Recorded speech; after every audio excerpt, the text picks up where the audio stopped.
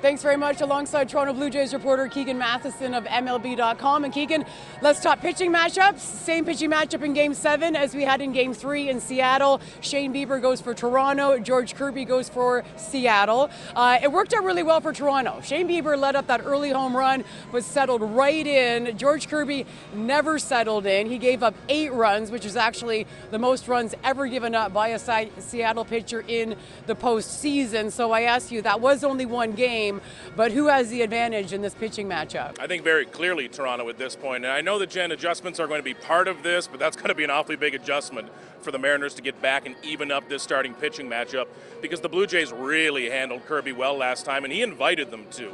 He was not just getting beat on his pitches, he was hanging meatballs over the plate, over and over. You could tell he did not have his best stuff. Breaking balls, fastball, he was leaving them in some really dangerous spots. That's why I think you'll see the Blue Jays be pretty aggressive early here against Kirby. Bieber, I loved in his outing. That was the best we've seen him after that first inning. Bounced back well and was aggressive.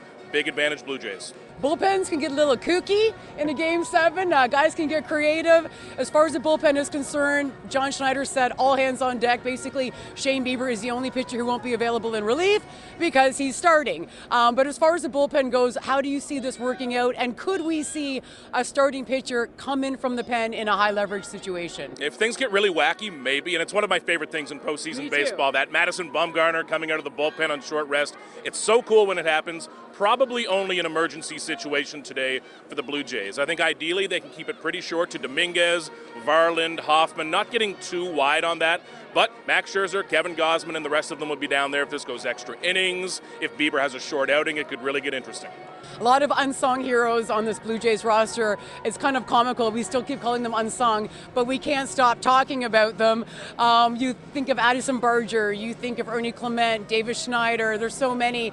If you had to pick just one, who would you say is the Toronto Blue Jays' biggest unsung hero this season? Give me Ernie Clement. I can't talk enough about Ernie Clement and what he's done this season. I remember back when the Blue Jays signed Ernie Clement to a minor league deal. I remember that day thinking, I don't need to write a story about this. And here he is. He is one of their postseason stars at this point. It's been an incredible run for Ernie, who's been empowered by this organization, not to be a fringe guy, but to be an everyday player. We see his athleticism. He's the best athlete on this roster. He'll beat you on the golf course, on the basketball court, anywhere. We see his contact skills, we see his speed. He's been fantastic, rising to the occasion. He'll be a player people remember for a long time if the Blue Jays make a run at this. We are looking forward to this one tonight. These two franchises have been intertwined ever since they came into the major leagues back in 1977 as expansion franchises.